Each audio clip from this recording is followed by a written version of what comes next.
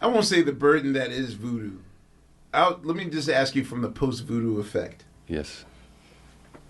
Do you now run into musicians that just insist that you play draggy or behind the beat or those things, or There was a little bit of that, but not much. And the thing is, you know, as well as I do, that shit don't work. It only works in the right environment. when we're all together? And for me, the right environment is me, you, and Dee. And if Spanky was still alive, he isn't, but Sharky.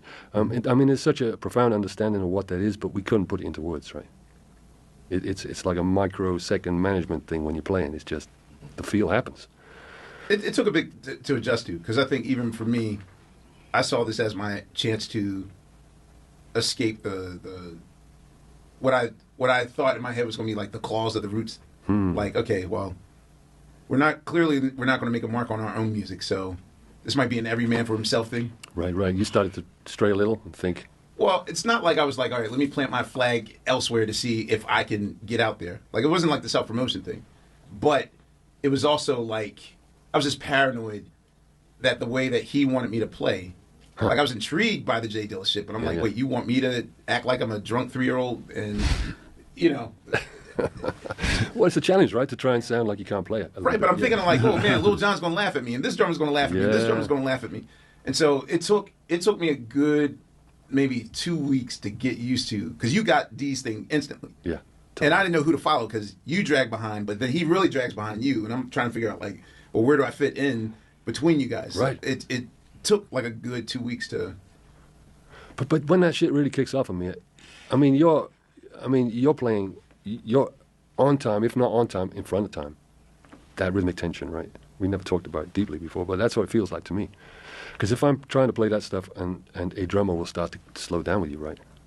Right. Then it's not working. It has to have that tension. It's like, you know, it's a So push Amir's pull. on top, you're behind, and D's somewhere in the middle? Oh, Yeah, we're both behind, me and Dio. But Quest will also come in, you know, he'll join us on some things, like it might be a little nod on the hi-hat, or one kick drum will be misplaced. Just, Enough to... enough Yeah, to D wants me to like my hi hat always has to be like one of my three things: either my kick, my snare, or my hi hat has to be consistent. yes. And then I have to divide half my brain to drag this in another way, but still keep this consistent. But then playing with D'Angelo and Pino, D'Angelo gets the glory position of either playing right on top of the thing or really dragging. Right. And before, when he would drag, I'd go with him, and he would stop the song like, no, don't go with me. Stay where you at. And I'm just like, wait, dude, like I have my own problems in trying to figure out which limb goes which speed. And then this guy's like slightly behind me, but I could deal with that. But you are really throwing me off. So it really took 10 hours, and you know, we'd spend anywhere between 6 to 12 hours consistently playing. So I just consider for that the tour, Amir. You talk about.